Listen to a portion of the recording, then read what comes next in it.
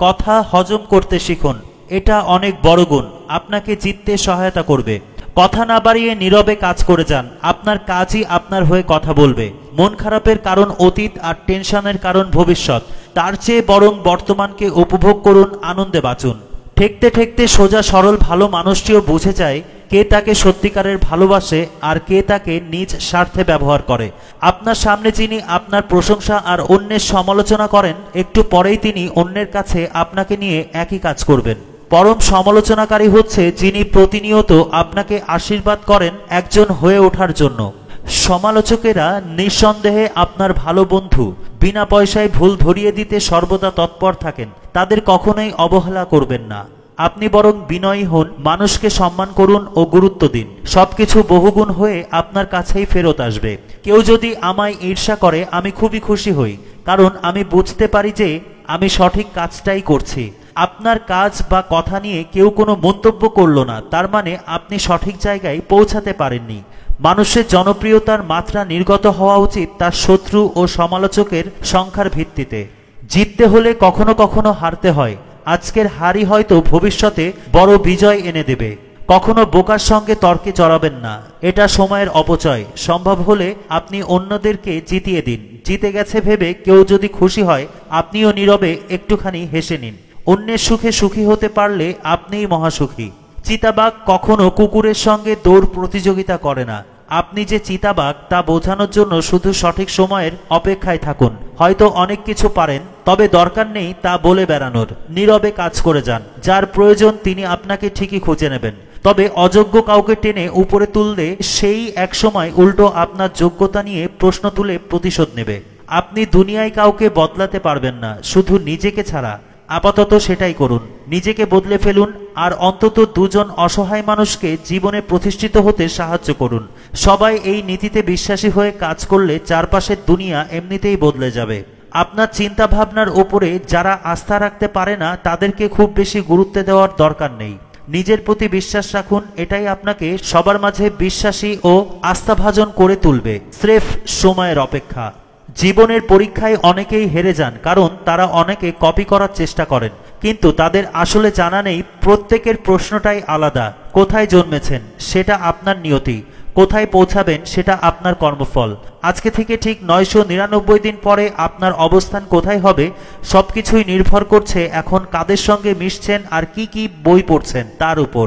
কোনো কথা শোনা মাত্রই যাচাই না করে বিশ্বাস করবেন না, কেননা মিথ্যা কথা সবসময় সত্যের চাইতে তীব্রতর।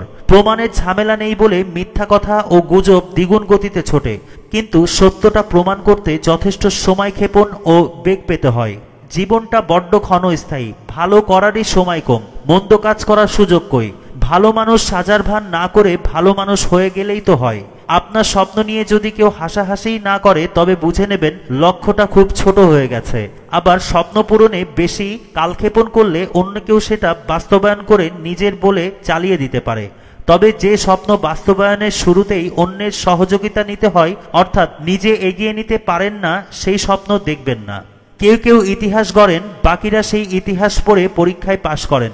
বিখ্যাত মানুষের সঙ্গে সেলফি তুলে পোস্ট না দিয়ে এমন কাজ করুন যাতে অন্যেরা আপনার সঙ্গে ছবি তুলে সামাজিক গণমাধ্যমে পোস্ট করে। মানুষ মাটি দিয়ে তৈরি, মাটিজাত খাবার খেয়ে বাঁচে, মৃত্যুর পরে আবার মাটিতেই মিশে যাবে। তার কি অহংকার ও রাগ করা সাজে? মানুষের গ্রহণযোগ্যতা কখনো ফেসবুকে লাইকের সংখ্যা দিয়ে যাচাই করা যায় না। মৃত্যুর পর ওনার জানাজায় কজন হাজির হলেন সেটাও দেখার বিষয়। সুস্থ দেহ প্লাস প্রশান্ত মন সমান সমান উপভোগ্য জীবন। শরীরের সুস্থতার জন্য চাই পরিমিত খাদ্যাভ্যাস, আর মনের প্রশান্তির জন্য চাই রুচিশীল পাঠ্যাভ্যাস। জ্ঞানীরা বলেন কেননা তাদের কাছে বলার মতো কিছু কথা আছে, আর মূর্খরা বলেন কেননা তাদেরও কিছু বলতে ইচ্ছে করে। কাউকে তুচ্ছ তাচ্ছিল্য করার আগে অন্তত তার সমান যোগ্যতা অর্জন করে নিতে হয়। যে কাজের জন্য বিবেক প্রশ্নবিদ্ধ করে সে কাজ থেকে বিরত থাকাই শ্রেয়। যা কিছু পেয়েছেন তার জন্য শুকরিয়া আদায় করুন, ধৈর্য ধারণ করুন, ভবিষ্যতে আরো ভালো দিন আসবে। প্রত্যাশা ও প্রাপ্তির মাঝে যে সমন্বয় ঘটাতে পারে সেই প্রকৃত সুখী। হবে না, পারবো না, আমার কপালে নেই কথাগুলো প্রায়ই বলে থাকি, কিন্তু মজার ব্যাপার নিজেকে জিজ্ঞেস করলে যে উত্তর পাওয়া যাবে তা কিন্তু একেবারেই উল্টো। আমি পারবো, আমাকে দিয়েই হবে, এই শক্তি অন্তরে লুকিয়ে থাকে। জীবনযুদ্ধে শক্ত হাতে হাল ধরতে পারাই সবচেয়ে বড় চ্যালেঞ্জ। নেতিবাচক ভাবনার টানুন ইতি, বেড়ে যাবে জীবনের গতি।